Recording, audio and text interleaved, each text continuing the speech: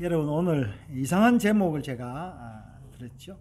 예배 드리기 싫은 이유, 교회 오기 싫은 이유가 뭘까? 이제 이런 생각을 가지고 또 하나님이 우리가 이런 마음을 가진 우리들에게 뭐라고 말씀하시는지, 또 그 말씀이 이제 이사야에서도 조금 이렇게 나오는데, 과연 우리가 그러면은 어떻게 하면은 교회 와서 기쁘게 예배를 드릴 수 있을까?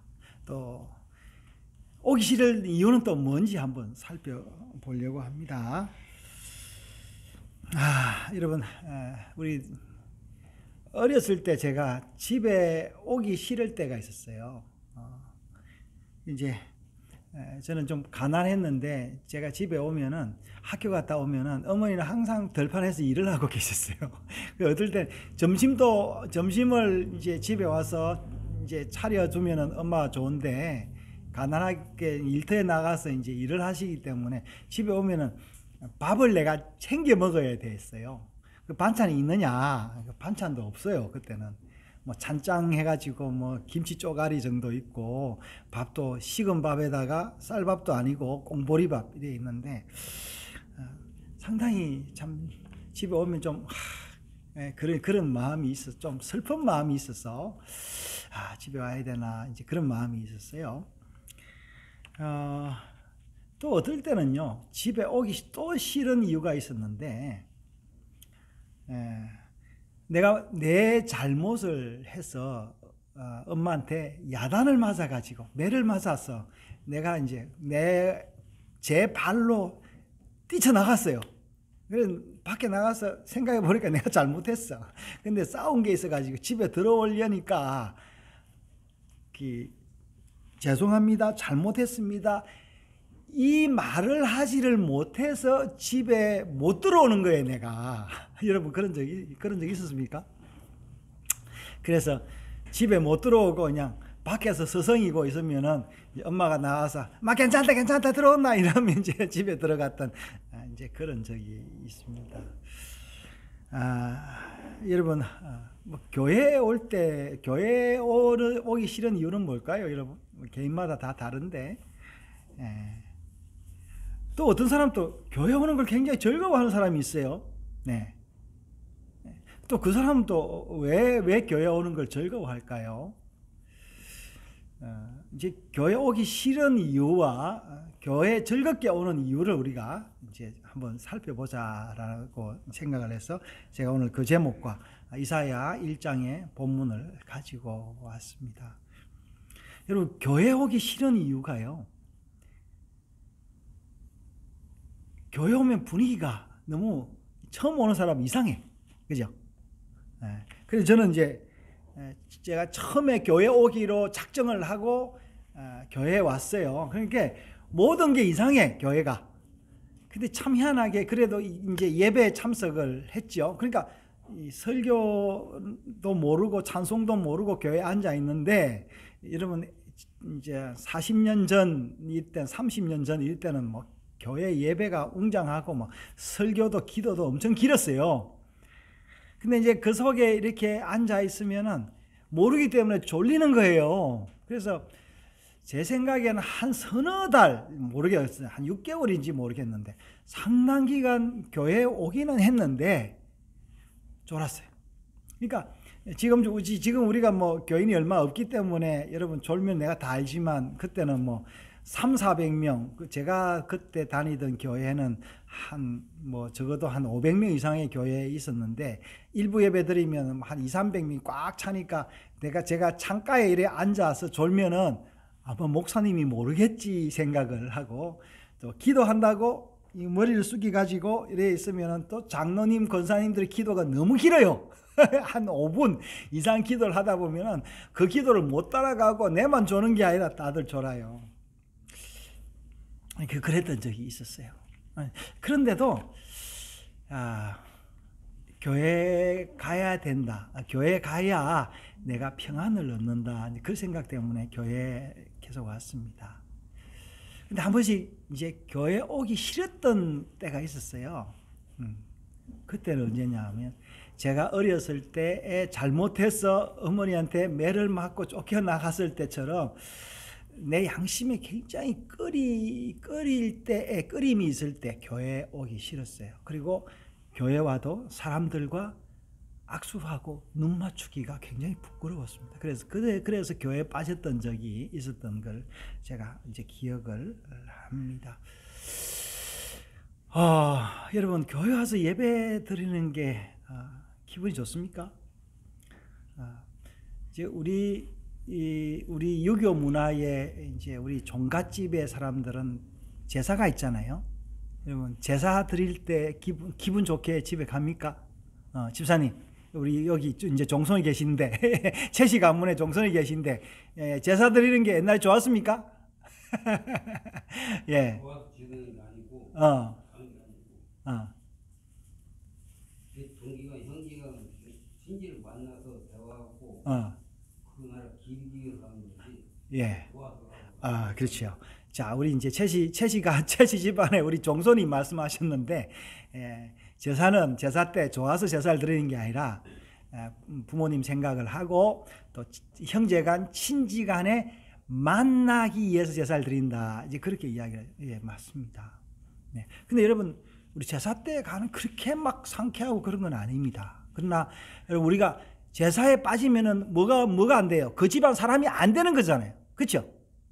그러듯이, 여러분, 우리 예배도 비슷한 게 아닌가 싶습니다.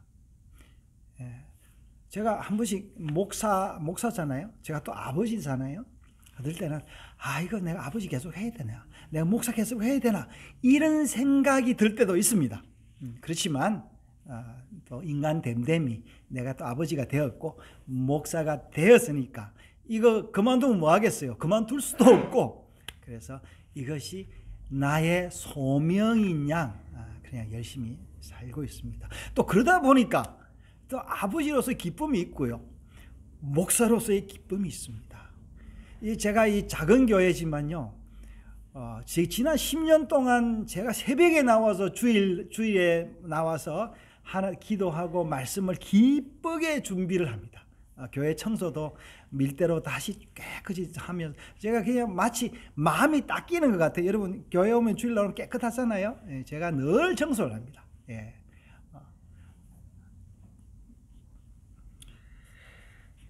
그래서 교회에 오기 싫은 것을 극복하고 나면은 예배를 드리고 나면 기분이 굉장히 좋아요.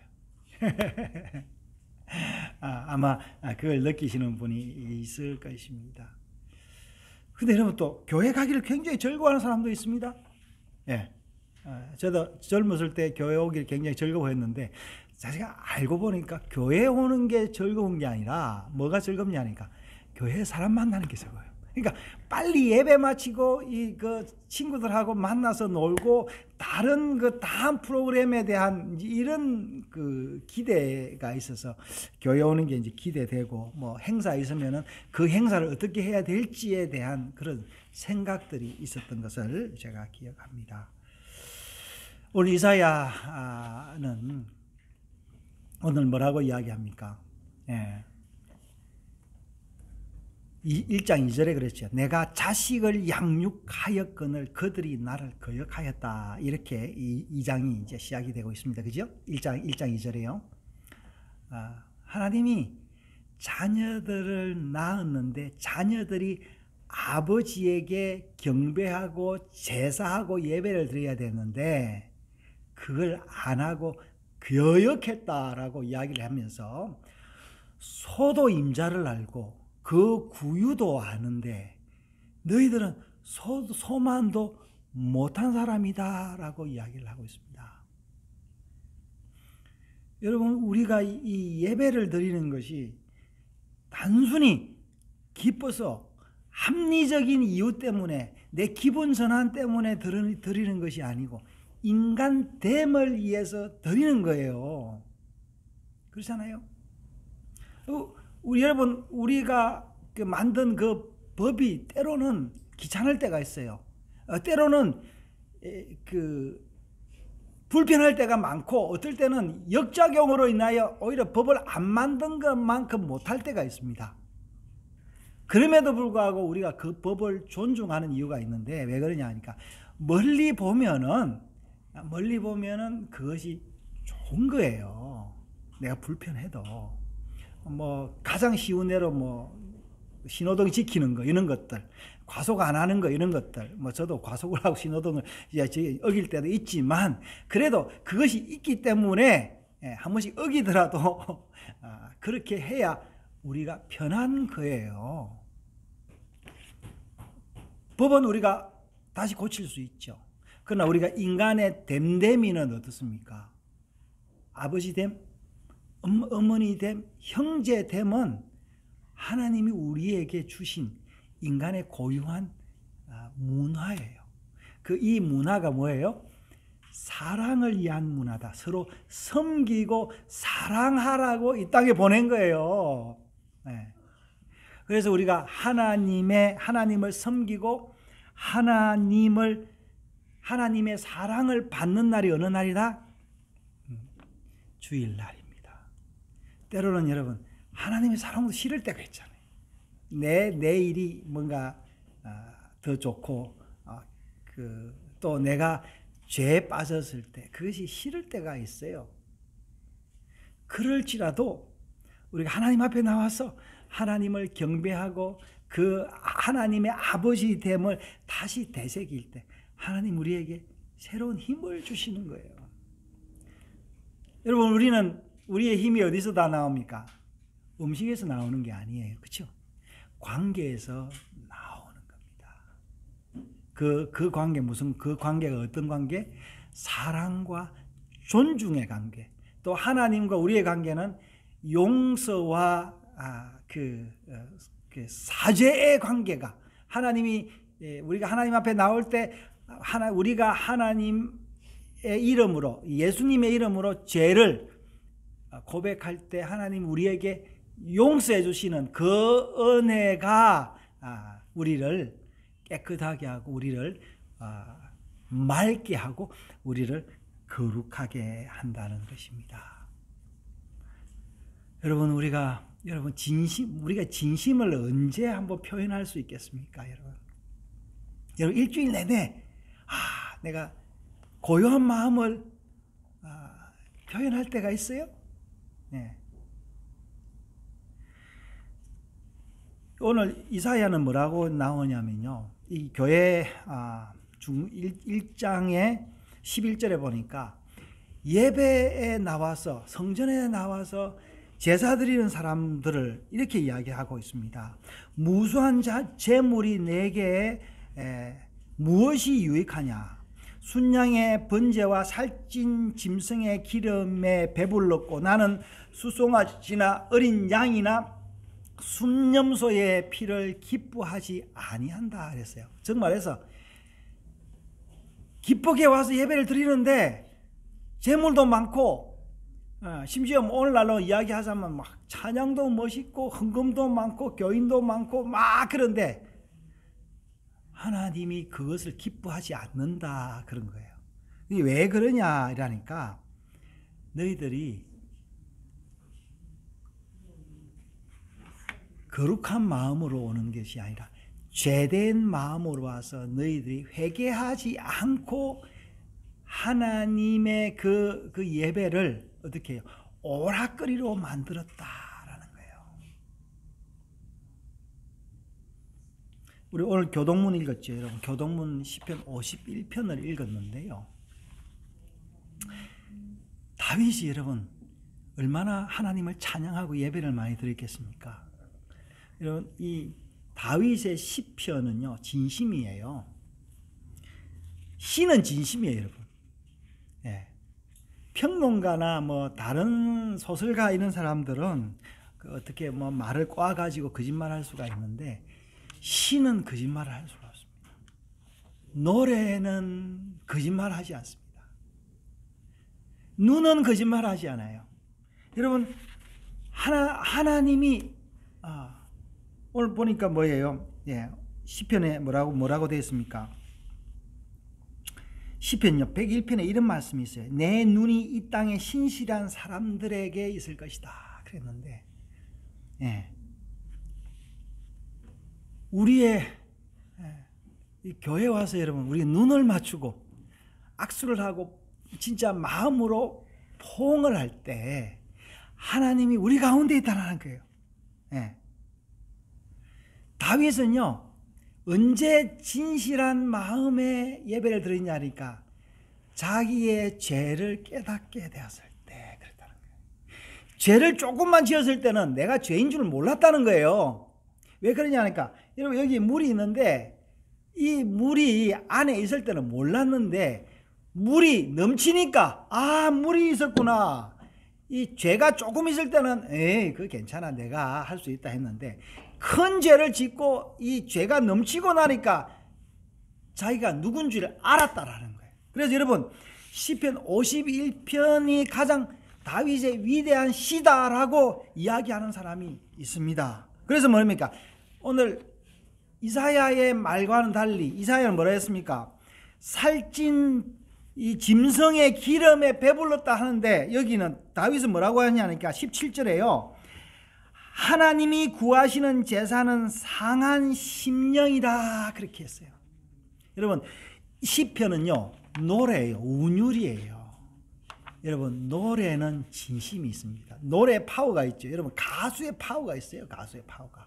그 목소리에 그 진심이 있을 때는요 어느 악기보다 굉장히 셉니다. 예, 우리가 아까 찬양 불렀잖아요.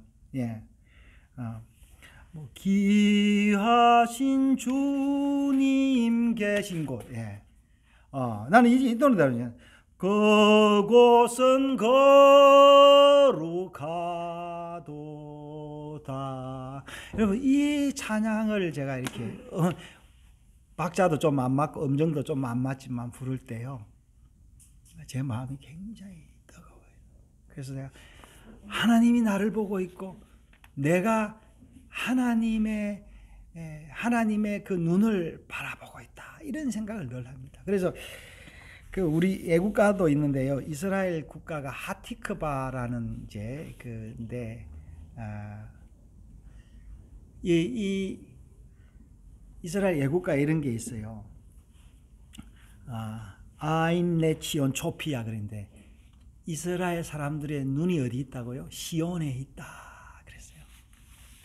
이 노래를 부를 때마다 제가 마음이 뜨거운 거예요. 우리의 눈이 어디 있어야 되겠어요?